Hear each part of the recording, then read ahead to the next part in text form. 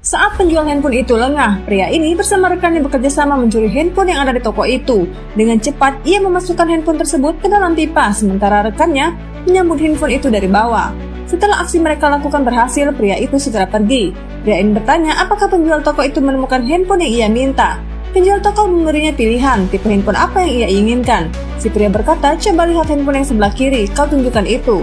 Baiklah, aku akan mengambilkannya untukmu. Setelah penjual toko itu memberikan handphonenya, pria ini lalu membukanya sembari melihat model handphone tersebut. Apakah ada model lain yang lebih bagus selain handphone ini? Baiklah, aku akan mencarikannya untukmu merek handphone yang lebih bagus lagi dari handphone ini. Saat penjual toko itu sudah mengambilkan handphone yang ia cari, lagi-lagi pria ini mencuri handphone itu dan memasukkannya ke dalam pipa. Ini tipe terbaru, aku akan mengambilkannya yang lain, ujar si penjual handphone itu. Saat kembali, ia menunjukkan handphone itu pada si pria. Pria ini berpura-pura melihatnya seakan-akan ia ingin membelinya. Ia lalu bertanya berapa harga dari masing-masing handphone tersebut. Penjual handphone pun memberitahukan masing-masing harga dari handphone tersebut.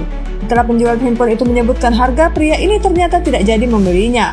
Lalu ia mengeluarkan handphone dan pura-pura ingin mencari charger dengan tipe handphone yang ia miliki. Pria itu lalu mengambil handphonenya dan membuka cover handphone tersebut untuk melihat tipe charger yang akan digunakan handphone tersebut. Ia lalu mengatakan jika handphone itu menggunakan charger tipe C. Dengan bahasa isyarat, rekannya memberitahu setelah mendapatkan charger itu, ia akan meninggalkan toko tersebut.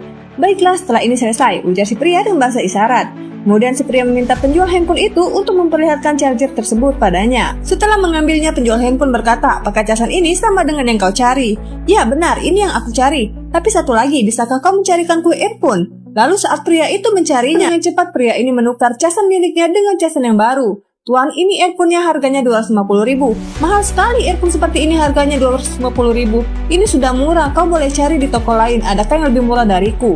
Baiklah, terima kasih. Lain kali saja, ujar si pria.